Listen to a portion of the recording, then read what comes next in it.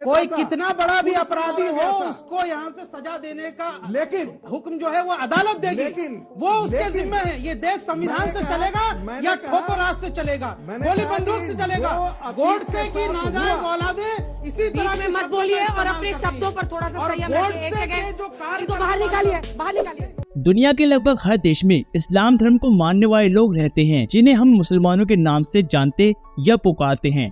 हिंदुस्तान के बंटवारे से पहले और बाद में यहाँ रह रहे मुसलमानों के लिए अक्सर कुछ नेता मुसलमानों को देश छोड़कर जाने की बात कहते हैं। दोस्तों, क्या आपने कभी सोचा है कि कहीं सच में सभी मुस्लिम भारत को छोड़कर चले गए होते या अभी छोड़कर चले जाएं, तो भारत को क्या क्या नुकसान होगा, कैसी होगी बिना इस्लाम के हिंदुस्तान की तस्वीर। तो दोस्तों, आइए जानते हैं कि मुसलमानों के भारत छोड़ने से देश पर क्या क्या असर पड़ेगा। दोस्तों, वीडियो शुरू करने से पहले हम आपको बता दें कि इस वीडियो में दी गई जानकारी किसी भी धर्म के भगवानों को ठेस पहुंचाने के उद्देश्य से नहीं दी गई है। फिर भी अगर किसी को ठेस पहुंचती है तो उसके लिए हम पहले से ही माफी मांगते हैं। हम आपको पहले ही साफ कर दें कि हिंदुस्तान का मतलब हिंदुओं का देश बिल्कुल नहीं है। हिंदू धर्म को पिछले कुछ सदियों से जोड़ा गया है। ये शब्द निकला है सिंधु नदी के नाम पे। फारसी में इस सिंधु नदी को हिंदू कहा जाता था। सिंधु नदी के पूर्व में स्थित भारतीय उप महाद्वीप को ही फ्रांसी हिंदुस्तानी कहते थे। हिंदुस्तानी मुसलमान कई पीढ़ियों से यहीं के रहने वाले हैं। फिर भी हमारे देश में कुछ राजनेता द्वारा मुसलमानों को देश छोड़कर जाने के लिए कहा जाता है। भले ही ये सीधे सीधे ना बोला जाता हो, लेकिन कोई न कोई टारगेट ढूंढकर ये जताने की कोशिश कई बार कट्टर नेता करते दिखाई देते हैं। उन्हें देश से कुछ भी मतलब नहीं है, वो तो सिर्फ अपनी चुनावी रोटियां सेकना चाहते हैं। उन्हें क्या मालूम कि इस मुस्लिम कौम ने हमारे देश के लिए कितना कुछ किया है। दोस्तों, हम एक एक करके आपको बताएंगे कि भारतीय इतिहास में मुसलमानों का योगदान और क्यों मुसलमान भारत का अभिन्न अंग है।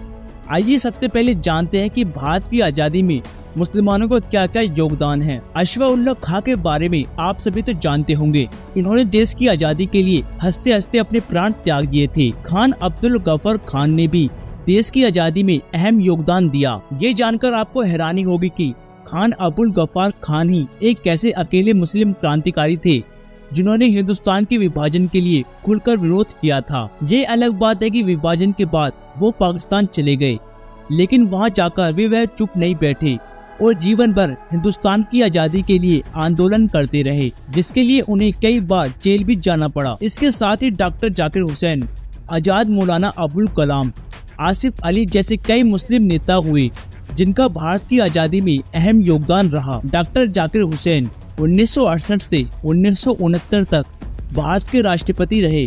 आजाद भारत ने इस कौम ने हमें डॉक्टर APJ अब्दुल कलाम जैसे एक महान वैज्ञानिक दिए, जिन्हें देश की सामुदायिक दृष्टि से देश को मजबूत किया। रामेश्वर तमिलनाडु में जन्मे इस मुस्लिम के कारण ही आज हमारा देश न्यूक्लियर पावर है। कभी आपने सोचा है कि अगर भारत में मुसलमान ना होते तो आज हमें उस्ताद बिस्मिल्लाह खां जैसा सेनाई कैसे मिलता? अगर भारत में मुसलमान ना होते तो मोहम्मद रफी, जाकिर हुसैन, AR रहमान और यूसुफ खान, दिलीप कुमार जैसे कलाकार नहीं मिलते, जिस पर आज हमारा पूरा देश गर्व करता है। भारतीय फिल्म इंडस्ट्री की बात करें तो आज बॉलीवुड मुस्लिम कलाकारों से भरा पड़ा है। आज खान तिगड़ी की फिल्में बॉक्स ऑफिस पर ज्यादा कमाई करती हैं। स्पोर्ट्स की बात करें तो जाकिर खान, पठान ब्रदर्स और अर्जुद्दीन जैसे कई मुस्लिम खिलाड़ियों ने कई क्रिकेट जगत में भारत का नाम रोशन किया है।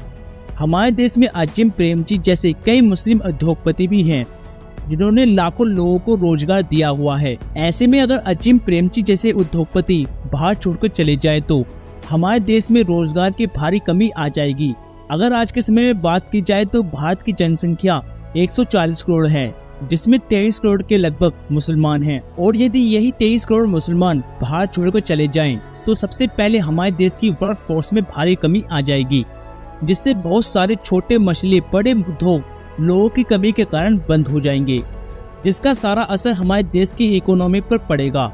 इतना ही नहीं, मुसलमानों को भारत छोड़ने से देश की सैनिक शक्ति भी कमजोर हो जाएगी। आप सभी को बता दें कि इस समय भारतीय सेना में लगभग 50,000 से ज्यादा मुसलमान शामिल हैं। इसलिए दोस्तों, मेरा यह मानना है कि किसी भी देश के विकास के लिए वहां रह रहे सारे नागरिकों को, चाहे वे किसी भी धर्म के हों, सबका बराबर का योगदान होता है। राजनीति के यह फनकार कितनी भी चाल बिछा ले, धर्म के ठेकेदार कितनी भी चाल चल ले, हमारे देश सभी धर्मों को एक साथ लेकर चलता है।